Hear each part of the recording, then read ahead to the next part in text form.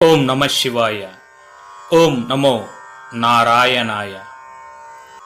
అందరికీ నమస్కారం. మేము చేసే వీడియోస్ మీ మొబైల్కి రావాలంటే ఛానల్ను సబ్స్క్రైబ్ చేసుకుని పక్కనే ఉన్న బెల్ బటన్ను యాక్టివేట్ చేసుకోండి. ఓం గం గణపతయే నమః. ఓం నమ శివాయ. ఓం నమో భగవతే వాసుదేవాయ నమః. ఆకాశమునందు రవ్యాది గ్రహాలు అనంతకోటి నక్షత్రాలు ఉన్నాయి. ఆకాశ మధ్యంలో వలయాకారంగా అశ్వన్యాది 27 నక్షత్రాలున్నాయి. ఇదే సూర్యుడు నడిచే దారి. సూర్యుడు నడిచే దారిలో నక్షత్రాలను 12 రాసులుగా విభజించగా మేషాది ఆకారాలు ఏర్పడ్డాయి. వీటికి భూమి మీద తాము చేసే పనులతో లెంకెపెట్టారు. ఈ పేర్లతోనే ఈనాటికి పిలుస్తున్నారు.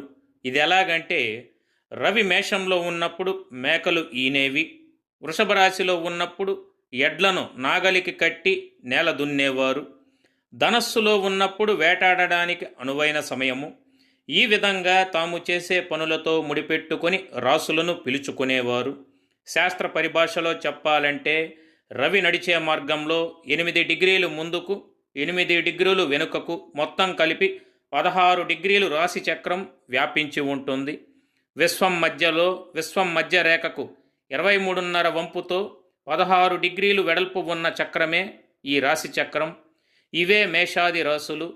360ను 12 భాగాలుగా విభజించడం వల్ల ఒక్కొక్క భాగం 30 డిగ్రీల పరిమాణం ఉంటుంది.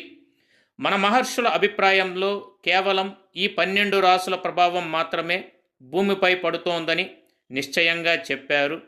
అయితే ఇది పాశ్చాత్య దేశాలలో రాశి విభాగంలోని పేర్లలో కొంత తేడాలు ఉన్నాయి.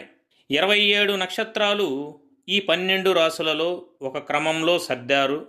ప్రతి నక్షత్రం 4 పాదాలుగా విభజించినట్లు తెలిసిందే. ఒక్కొక్క రాశిలో 9 పాదముల చొప్పున 27 నక్షత్రాలను సర్దారు. ఇలా 12 రాశులలో ఒక్కొక్క రాశి గురించి సవివరంగా జీవితకాల ఫలితాలను తెలుసుకునేందుకు వీడియో చివరి వరకు చూడగలరు. వృశ్చిక రాశి ఆకారం తేలు. రాసులలో ఇది 8వది. విశాఖ నక్షత్రం 4వ పాదము, అనురాధ నక్షత్రం 1, 2, 3, 4 పాదములు, జ్యేష్ఠ నక్షత్రం 1, 2, 3, 4 పాదముల యందు జన్మించిన వారు వృశ్చిక రాశికి చెందుతారు.